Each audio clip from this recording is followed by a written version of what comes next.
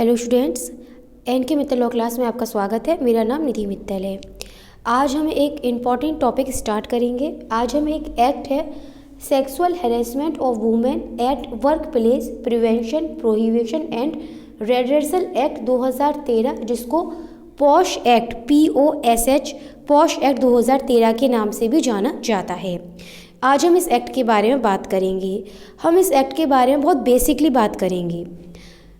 जब आप बात कर रहे हैं sexual harassment of women at work place, पहले आपको ध्यान रखना पड़ेगा, यहाँ पर सेक्सुअल हैरेसमेंट की बात हो रही है, वुमेन के सेक्सुअल हैरेसमेंट की बात हो रही है, लेकिन बहुत ही क्लेरिफाई कर दिया गया है कहाँ पर, एट वर्क प्लेस। वो वर्क प्लेस कौन सा हो सकता है, प्राइवेट है, गवर्नमेंट है, जहाँ पर महिला कार्यरत है, वो उस वर्क प्लेस की यहाँ पर बात की जा रही है। यहाँ पर किसके सेक्सुअल हैरेसमेंट की बात की जा रही है, यहाँ पर बात की जा रही है किसी महिला के सेक्सुअल हैरेसमेंट के बारे में बात की जा रही है।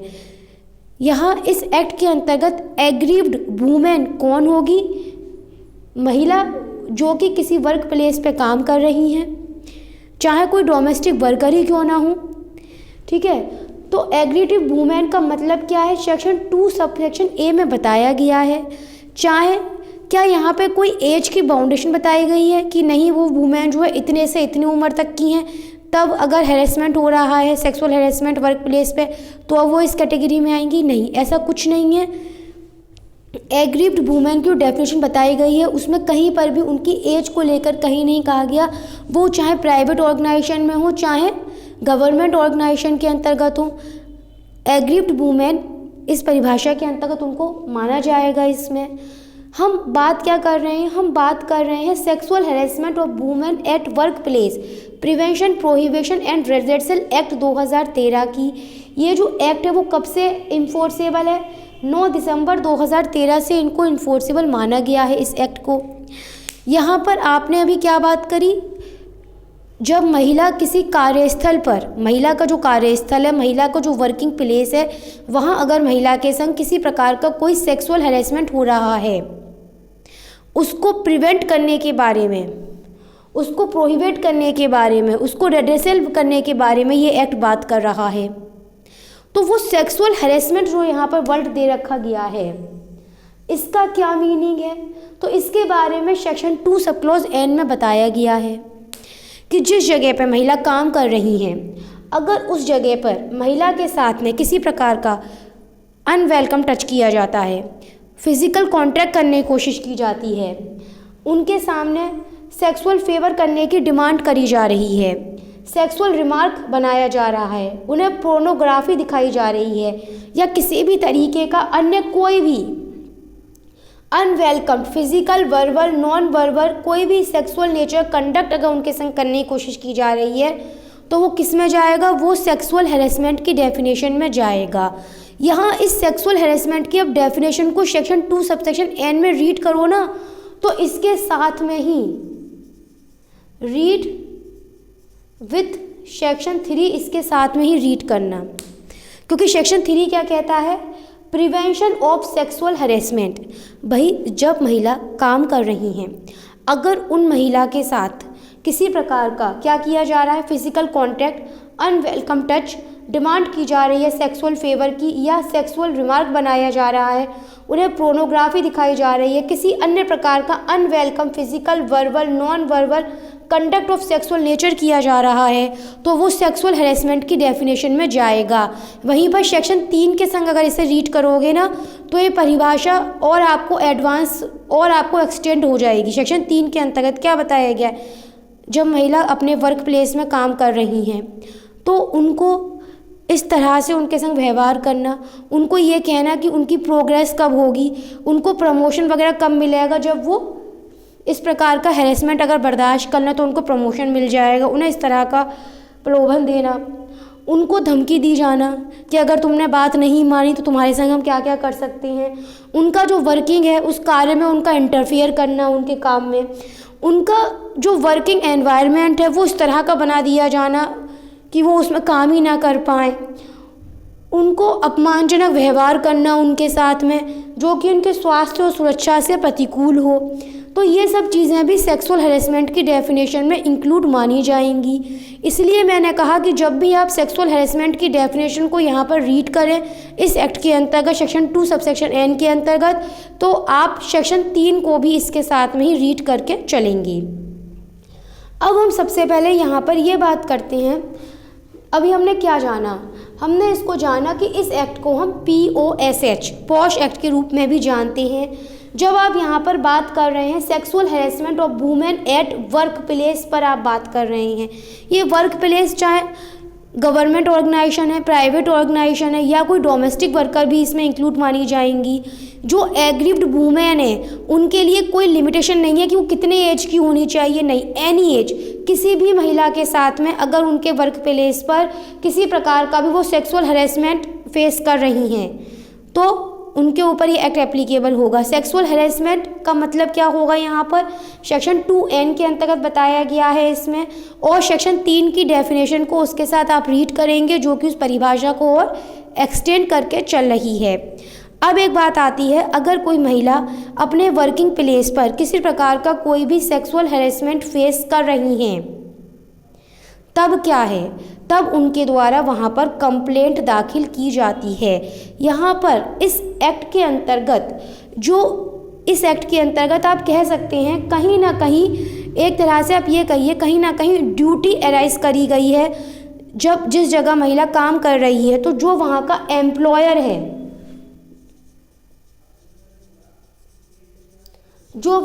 एम्प्लॉयर है, उसके ऊपर ये ड्यूटी एराइज करी गई है कहीं ना कहीं। जो उस जगह को मैनेज करने वाला व्यक्ति है, जो वहाँ का हेड ऑफ द डिपार्टमेंट है, एम्प्लॉयर कहाँ डिफाइन करा गया है, सेक्शन 2 सब क्लॉज G में डिफाइन करा गया है।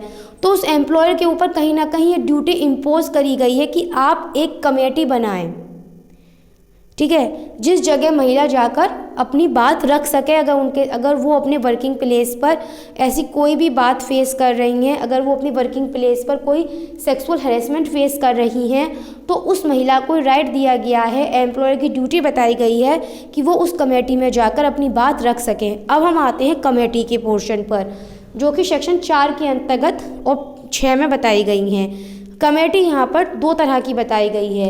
एक कमेटी बताई गई है इंटरनल कमेटी सेक्शन 4 के अंतर्गत, और एक कमेटी बताई गई है लोकल कमेटी सेक्शन 6 के अंतर्गत। सही है। अब बात करते हैं इंटरनल कमेटी कब बनेगी। सही बात समझना, सेक्शन 4 क्या कहता है, इंटरनल कमेटी कब बनेगी ये पता होना चाहिए आपको। तो जिस वर्किंग प्लेस पर, जिस ऑर्गेनाइजेशन में 10 या 10 से ज़्यादा लोग काम करते हैं, जिस जगह पर 10 या 10 से ज़्यादा लोग काम करते हैं, उस जगह का जो एम्प्लॉयर होगा उसके ऊपर ये ड्यूटी है कि उसको वहाँ पर एक इंटरनल कमेटी बनानी होगी। यह इंटरनल कमेटी जो होगी इसमें कुल कितने मेंबर्स होंगे, कौन लोग इसमें आएंगे। तो यहाँ पर इस इंटरनल कमेटी के अंतर्गत एक प्रेसिडिंग ऑफिसर होगा। कौन होगा, एक प्रेसिडिंग ऑफिसर होंगे, 2 और मेंबर होंगे और एक और मेंबर होगा। जो प्रेसिडिंग ऑफिसर होगा वो कौन होगा, तो इनके ही इस वर्किंग प्लेस का जो सीनियर लेवल की महिला होंगी कोई, वो यहाँ पर इसमें आएंगी, इसमें प्लस 2 अन्य एम्प्लॉय जो इन्हीं वर्किंग प्लेस के होंगे, लेकिन ऐसे 2 एम्प्लॉय जो सोशल वर्क में होंगे इस संबंध में, जो लॉ की जानकारी रखते होंगे, प्लस एक अदर पर्सन जो किसी नॉन गवर्नमेंट ऑर्गेनाइजेशन से या किसी ऐसे ऑर्गेनाइजेशन से संबंधित है जो कि इस संबंध में महिलाओं की इस प्रकार की समस्याओं संबंधित काम कर रहे होंगे। कोशिश यही की जाएगी इसमें कि ज़्यादातर इसमें महिलाओं को ही मेंबर के रूप में यहाँ पर लाया जाए इस संबंध में। जब इंटरनल कमेटी के जो ये मेंबर यहाँ पर अपॉइंट किए जा रहे हैं, इनका कार्यभार कितना होगा, इनका कार्यकाल, तो इनका कार्यकाल 3 साल का माना जाता है। क्या इंटरनल कमेटी के इन मेंबर्स को इनके पद से रिमूव किया जा सकता है? हाँ, ऐसा किया जा सकता है। सेक्शन 4 के सब क्लॉज 5 के अंतर्गत इस बारे में बताया गया है। वो कौन से आधार हैं जिस आधार पर इंटरनल कमेटी के मेंबर्स को, प्रेसिडिंग ऑफिसर को उनके पद से हटाया जा सकता है। तो सबसे पहला आधार है अगर उन्होंने सेक्शन 16 के नियमों को फुलफिल नहीं करा है तब उनको उनके पद से हटाया जा सकता है। अब सबसे पहली बात यही अराइज होती है, मैडम सेक्शन 16 क्या है। अगर उन्होंने सेक्शन 16 के नियम को फुलफ़िल नहीं करा है, मतलब मैं अभी जनरल वे में बताती हूँ, इसका मतलब ये है कि इस कमेटी के ऊपर यह ड्यूटी अराइज होती है कि आप जो भी प्रोसीडिंग यहाँ पे कर रहे हैं, आपके पास जो शिकायत आई है एग्रीव्ड वूमेन के द्वारा, जो शिकायत आपके पास आई है, आपकी ड्यूटी है कि आप उस एग्रीव्ड वूमेन का, उस रेस्पोंडेंट का जिसके खिलाफ उन्होंने शिकायत दाखिल करी है, आप उनका नाम, जो प्रोसीडिंग आप कर रहे हैं उन सभी को आप पब्लिश मत करिए, आप पब्लिक मत करिए। ये आपके ऊपर ड्यूटी है जो कि सेक्शन 16 में बताई गई है। अब इंटरनल कमेटी के मेंबर अगर उस ड्यूटी को जो सेक्शन 16 में बताई गई है उसे फॉलो नहीं करते हैं तो अभी उनको यहाँ पर इस पद से रिमूव कर दिया जाएगा। अगर वो किसी अपराध के कन्विक्ट पाए जाते हैं या उनके खिलाफ किसी प्रकार की कोई डिसिप्लिनरी प्रोसीडिंग चल रही है तो इस आधार पर और उसके वो गिल्टी पाए जाते हैं उसके, ठीक है, या फिर वो अपनी इस पोजीशन का मिसयूज़ करते हैं तो इन आधारों पर उन्हें उनके पद से हटाया जा सकता है। तो मैं फिर से बता दूं कि अगर किसी महिला को उनके साथ वर्क प्लेस पर सेक्सुअल हरेसमेंट फेस कर रही हैं वो, और वो किसी ऐसे वर्क प्लेस पे काम कार्यरत हैं जहां पर 10 या 10 से ज़्यादा लोग एम्प्लॉई हैं, तब वहाँ पर ऐसी स्थिति में जो वहाँ का एम्प्लॉयर होगा उसके ऊपर वहाँ पर ड्यूटी अराइज होती होगी इस संबंध में कि वहाँ पर वह एक इंटरनल कमेटी का गठन करे और इस इंटरनल कमेटी के अंतर्गत कौन प्रेसिडिंग ऑफिसर बनेंगे, कितने लोग इसमें मेंबर की पोजीशन में आएंगे इसमें, और कब उनको उनके पद से रिमूव किया जा सकता है। वहीं पर अब आता है लोकल कमेटी। मैंने क्या कहा था, 2 कमेटी बनेंगी, एक होगी इंटरनल कमेटी और एक होगी लोकल कमेटी। सेक्शन 4 के अंतर्गत इंटरनल कमेटी के बारे में बात हो रही है और सेक्शन 6 के अंतर्गत लोकल कमेटी के बारे में बात हो रही है। एक बात ध्यान रखिएगा, पहले इसको लोकल कंप्लेंट कमेटी कहा जाता था, लेकिन 2016 में अमेंडमेंट के बाद से यहाँ पर अब इसे लोकल कमेटी कहा जाता है इसे अब यहाँ पर। अब हम बात कर रहे हैं सेक्शन 6 के अंतर्गत लोकल कमेटी के बारे में। तो लोकल कमेटी को कौन बनाएगा, तो जो डिस्ट्रिक्ट ऑफिसर होते हैं उनके द्वारा यहाँ इस संबंध में लोकल कमेटी को बनाया जाता है।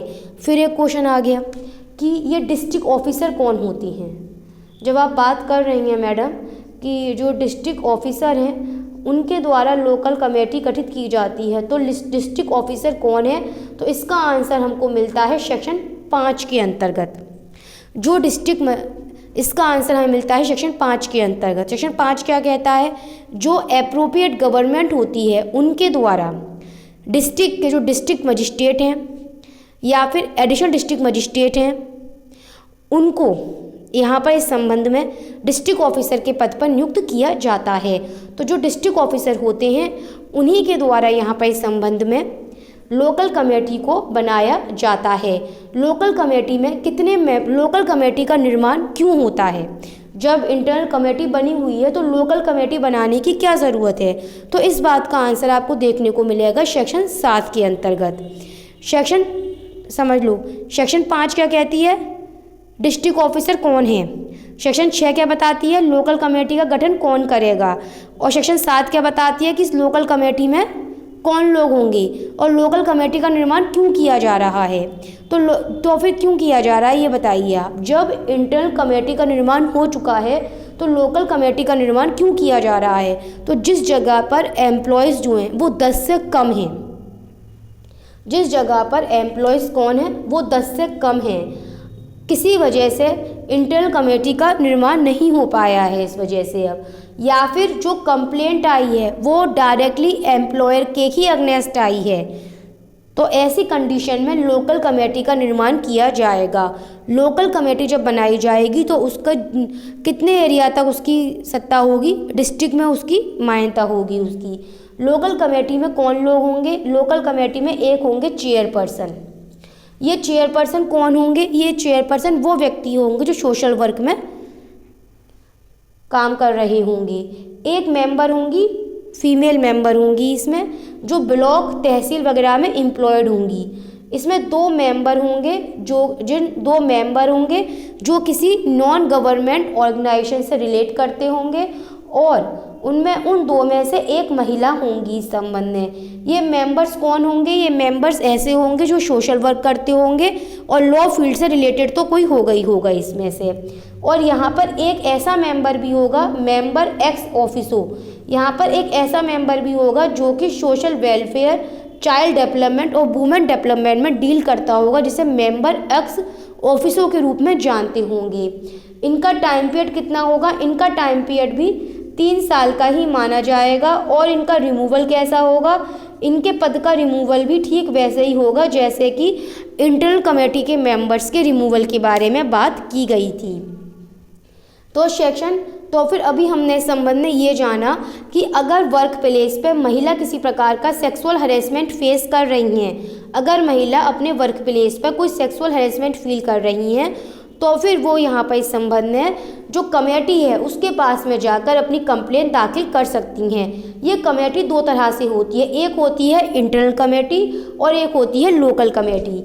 जो यहाँ पे इंटरनल कमेटी होगी उसके बारे में सेक्शन 4 में बताया गया है। इंटरनल कमेटी सेक्शन 4 में जो बताई गई है, इसकी जो निर्माण है इसका वो कौन करेगा? एम्प्लॉयर करेगा। इंटरनल कमेटी कब बनाई जाएगी? किसी ऐसी ऑर्गेनाइजेशन में जहाँ पर 10 या 10 से ज़्यादा लोग कार्यरत हैं, वहाँ पर इंटरनल कमेटी बनाई जाएगी। वहाँ पर एक प्रेसिडिंग ऑफिसर होगा, 2 एम्प्लॉय होंगे प्लस 2 मेंबर्स होंगे प्लस एक मेंबर और होगा इसमें से। जो यहाँ पर प्रेसिडिंग ऑफिसर होगा वो सीनियर लेवल की फीमेल पर्सन होंगी। जहाँ पर जो 2 मेंबर होंगे वो उसी एम्प्लॉयमेंट के 2 एम्प्लॉय होंगे जो कि लॉ की जानकारी रखते होंगे और सोशल फील्ड में होंगे। एक मेंबर एनजीओ या किसी ऐसी ऑर्गेनाइजेशन से आएगा जो सोशल फील्ड में कार्यरत होंगे। विशेषता यहाँ पर किसी फीमेल को ही, विशेषता इन सब में कोशिश यही की जाएगी कि ज़्यादातर महिलाएं इसमें मेंबर बने। इनका टाइम पीरियड 3 साल का होगा। इनको इनके पद से हटाया जा सकता है अगर इन्होंने सेक्शन 16 के काम नहीं किया, सेक्शन 16 की फॉलो नहीं करा इन्होंने, अगर इनको कन्विक्ट माना गया, किसी दोषी माना गया, अगर ये डिसिप्लिनरी प्रोसीडिंग की गिल्टी पाएगा या फिर इन्होंने अपनी पोजीशन का मिसयूज़ करा तो इनको इनके पद से हटा दिया जाएगा। दूसरी कमेटी होती है जिसे हम लोकल कमेटी कहते हैं, जो कि सेक्शन 6 के अंतर्गत बताई गई है। लोकल कमेटी को डिस्ट्रिक्ट ऑफिसर द्वारा बनाया जाएगा। ये डिस्ट्रिक्ट ऑफिसर कौन होते हैं इसके बारे में सेक्शन 5 में बताया गया है। जो डिस्ट्रिक्ट मजिस्ट्रेट हैं, जो अपर जिला मजिस्ट्रेट हैं, उनको समुचित सरकार के द्वारा डिस्ट्रिक्ट ऑफिसर के रूप में नियुक्त किया जाता है। सेक्शन 7 ये बताता है कि जो लोकल कमेटी होती है उस लोकल कमेटी में कौन लोग आएंगे। उसमें चेयरपर्सन आएंगे, एक मेंबर आएंगे, चेयरपर्सन आएंगे जो कि सोशल वर्क से रिलेट करते होंगे, एक महिला आएंगी, फीमेल महिला एज अ मेंबर जो तहसील, जिला, ब्लॉक, म्यूनसिपालिटी में एम्प्लॉयड होंगी। 2 अन्य मेंबर आएंगे जिसमें से एक फीमेल होंगी। वो दोनों यहाँ मेंबर किसी एनजीओ से, किसी ऑर्गेनाइजेशन से आएंगे जो कि सोशल और लॉ फील्ड से रिलेट करेंगे। एक मेंबर यहाँ पर एक्स ऑफिसो माना जाएगा जो कि social welfare, child women development से यहाँ पर रिलेट करेगा। क्या लोकल कमेटी के मेंबर्स को या चेयरपर्सन को उनके पद से हटाया जा सकता होगा? हाँ, यहाँ पर उसके भी वही आधार बताए गए हैं जो कि इंटरनल कमेटी में रिमूवल के आधार बताए गए हैं। इनका टाइम पीरियड कितना होगा लोकल कमेटी के मेंबर्स वगैरह का? इनका तो 3 साल का ही टाइम पीरियड भी इनके लिए माना जाएगा इसमें। अब हम सबसे बड़ी बात एक ये करते हैं, अब समझना, सेक्सुअल हैरेसमेंट हो रहा है महिला का वर्क प्लेस पर, उस महिला को कंप्लेंट दाखिल करनी है। कंप्लेंट कहाँ हो? कमेटी में होगी। अब उस महिला को क्या करनी है? कंप्लेंट दाखिल करनी है। वो कंप्लेंट कहाँ दाखिल करेगी? कमेटी में दाखिल करेगी। कमेटी का एक जनरल वे में हमने बेसिक स्ट्रक्चर जान लिया है। अब उसे कंप्लेंट दाखिल करनी है तो कंप्लेंट के लिए आपको जाना होगा सेक्शन 9 के अंतर्गत।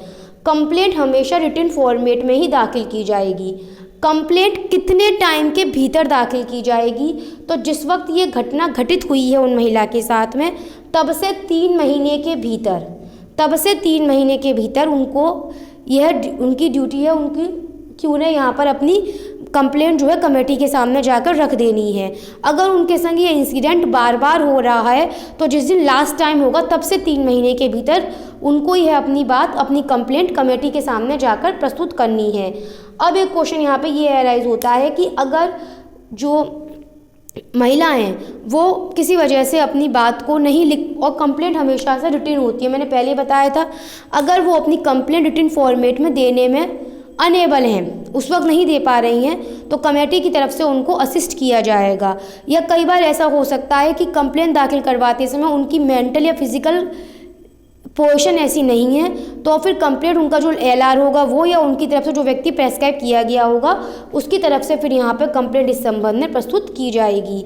एक क्वेश्चन यहाँ पर यह भी अराइज होता है इसमें, क्या ये जो टाइम पीरियड बताया गया था अभी आपको 3 महीने का टाइम पीरियड, क्या इसको आगे एक्सटेंड किया जा सकता है? अगर जिस टाइम पे इन्होंने कमेटी के सामने अपनी कंप्लेंट पेश करी है उस टाइम पर अगर ऐसा लगता है कि हाँ इनकी जो कंप्लेंट है उसको सफिशिएंट पीरियड था इनके पास में कि वो time period with in time नहीं ला पाई थी, तो थोड़ा सा टाइम पीरियड इनका आगे भी बढ़ाया जा सकता है। ये परिस्थितियों पर निर्भर रखता है ये वाली बात जो है। अब एक चीज़, जब कंप्लेंट कमेटी के पास पहुंच गई है, कंप्लेंट रिटन फॉर्मेट में है, जिस वक्त घटना घटित हुई तब से 3 महीने के भीतर का टाइम था कि आप अपनी कंप्लेंट कमेटी के सामने रखते। जब कंप्लेंट कमेटी के पास पहुंच चुकी है तब अब क्या अगला स्टेप होता है आप बताइए। भाई कंप्लेंट आ चुकी है कमेटी के सामने, कंप्लेंट आ चुकी है तो कमेटी क्या करेगी? कमेटी अपनी तरफ से इंक्वायरी करेगी। इंक्वायरी कहाँ जाके करेगी? सेक्शन 11 के अंतर्गत इंक्वायरी करेगी। लेकिन कमेटी अपनी तरफ से इंक्वायरी करे उससे पहले का स्टेप एक है, आप समझना फिर से मैं क्या कह रही हूँ। कोई महिला हैं जो सेक्सुअल हैरेसमेंट फेस कर रही हैं अपने वर्क प्लेस पर, कमेटी बनी हुई है, वो कोई कंप्लेंट उन्हें दाखिल करनी है इस संबंध में। कंप्लेंट कितने समय के भीतर दाखिल करेंगी वो अपनी? जब उन्हें कंप्लेंट दाखिल कर दी है उन्होंने, कंप्लेंट दाखिल होने के बाद क्या होगा?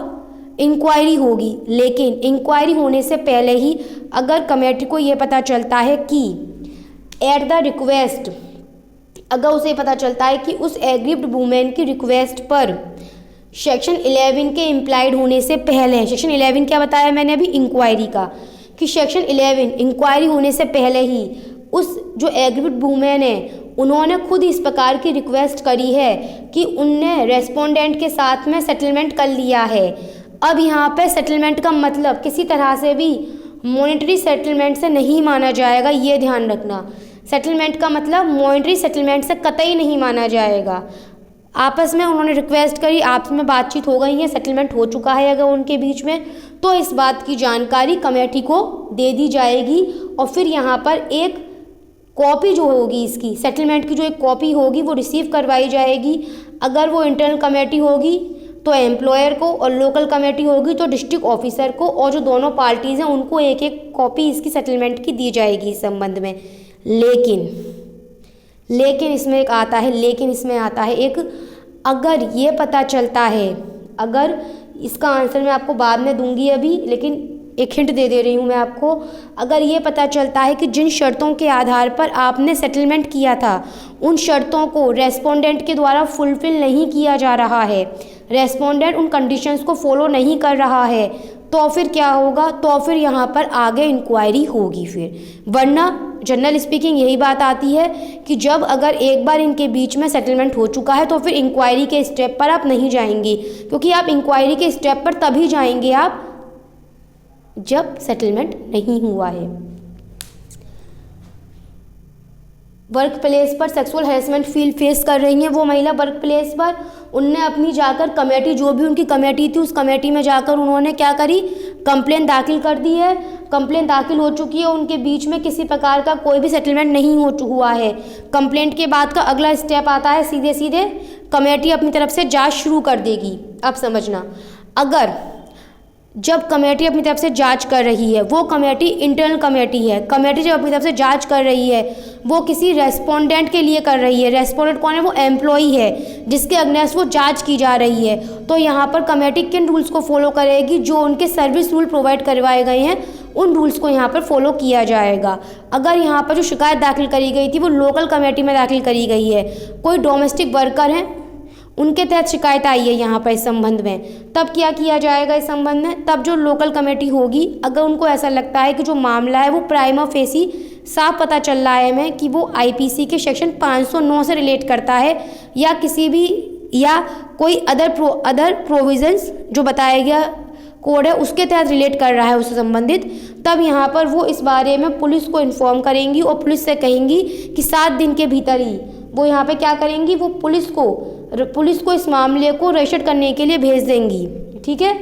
और एक बात याद रखिएगा कि अगर इस एक्ट के अंतर्गत अभी हम आगे भी पढ़ेंगे, अगर कोर्ट को लगता है कि वो व्यक्ति यहाँ इस संबंध में गिल्टी पाया गया है, जो रेस्पोंडेंट वो गिल्टी पाया जाता है इस संबंध में, तो उसको कंपनसेशन देने का आदेश दिया जाएगा। ये कुछ बातें जो आपको याद रखनी है।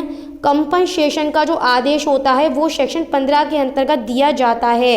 किसी प्रकार का कोई भी आदेश देने से पहले दोनों पार्टीज़ को सुनवाई का पूरा अवसर दिया जाएगा। और एक बात, जो इंक्वायरी होगी कितने समय के भीतर पूरी कर ली जाएगी? जब कंप्लेंट कमेटी के पास आई है और कंप्लेंट आ चुकी है कमेटी के पास में और वो देख रही है कमेटी इस बारे में कि वहाँ पर कोई सेटलमेंट नहीं हो चुका है, तो आप कमेटी क्या करेगी? सीधे सीधे जांच करेगी, या फिर क्या करेगी कमेटी? सीधे सीधे जांच करेगी, सेक्शन 11 को फॉलो करेगी। और जिस वक्त कमेटी के द्वारा जांच की जा रही है उस वक्त कमेटी क्या करेगी? कमेटी उस समय ये देखेगी कि अगर वो कौन सी कमेटी है, इंटरनल कमेटी है, वो ये देखेगी कि अगर एम्प्लॉय रेस्पोंडेंट है वहाँ पर तो जो सर्विस रूल्स होंगे उसको फॉलो करेगी। अगर वो डोमेस्टिक वर्कर की तरफ से शिकायत आई है, लोकल कमेटी है, तो वहाँ पर ये देखा जाएगा अगर प्राइमा फेसी, वहाँ पर क्या देखा जाएगा कि अगर प्राइमा फेसी वहाँ पर नियम बन रहा है कि आईपी क्या बन रहा है, आईपी से सेक्शन 509 बनकर आ रहा है सामने, तो पुलिस से कह दी, पुलिस के पास भेजा जाएगा मामला कि 7 दिन के भीतर इसको रजिस्टर कर लो आप इसमें।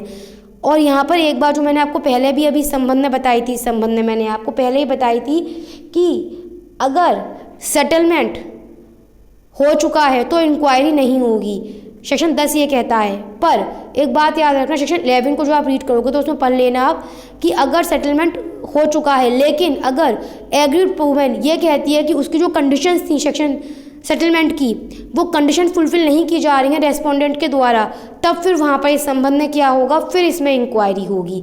और जब इंक्वायरी होगी तो दोनों ही पार्टीज़ को सुना जाएगा और कोर्ट जो होगी वो यहाँ पर इस संबंध में कंपनसेशन का आदेश भी दे सकती होगी, जो सेक्शन 15 के अंतर्गत दिया जाएगा।